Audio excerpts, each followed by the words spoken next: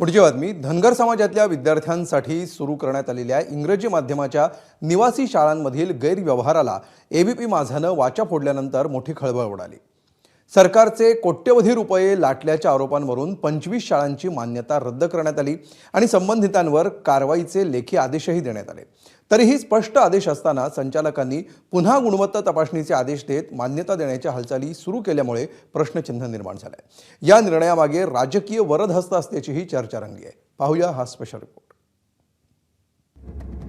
काही महिन्यांपूर्वी एबीपी माझाने गोरगरीब धनगर मुलांसाठी सुरू असलेल्या राजे यशवंत होळकर योजनेचा इन्व्हेस्टिगेशन रिपोर्ट केला होता। त्यामध्ये ही योजना राबवणाऱ्या अनेक इंग्रजी शाळांमध्ये वसतिगृह विद्यार्थी केवळ कागदावरच मात्र अनुदान पूर्णपणे उचलण्यात आलं होतं। माझाच्या रिपोर्ट नंतर इतर प्रशासन जागं झालं। या योजनेची सत्यता तपासण्यासाठी पथकं नेमण्यात आली। त्यानंतर मराठवाड्यातील छत्रपती संभाजीनगर, बीड आणि जालन्यातील 27 पैकी 25 वसतिगृहांची मान्यता रद्द करण्यात आली।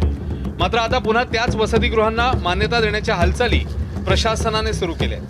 आम्ही उपसंचालकांची प्रतिक्रिया जाणून घेण्याचा प्रयत्न केला। यावेळी त्यांनी कॅमेरासमोर बोलण्यास नकार दिला। मात्र वरिष्ठ कार्यालयाकडून आपल्या वरिष्ठांकडून या सगळ्या संदर्भात माध्यमांना न बोलण्याच्या सूचना देण्यात आलेल्या आहेत असं त्यांनी सांगितलं। आता माध्यमांना न बोलण्याच्या सूचना नेमक्या कुणी दिल्या आणि त्यांची नेमकी अडचण काय आहे हे समजू शकलेलं नाही। मात्र काही पत्र त्यांनी एबीपी माझाला दिली आणि त्यातनं हे स्पष्ट होतं आहे की पुन्हा त्याच घोटाळा करणाऱ्या इंग्रजी माध्यमांना वसतिगृह बहाल करण्याची प्रक्रिया सुरू झालेली आहे। खरं तर शासनाची फसवणूक आणि विद्यार्थ्यांचं शैक्षणिक नुकसान केल्यानं पैशांची वसुली आणि गुन्हेही दाखल करायला हवे होते, पण वसुली न करता त्यांना पुन्हा अनुदानाची खिरापत देण्याचे प्रयत्न का?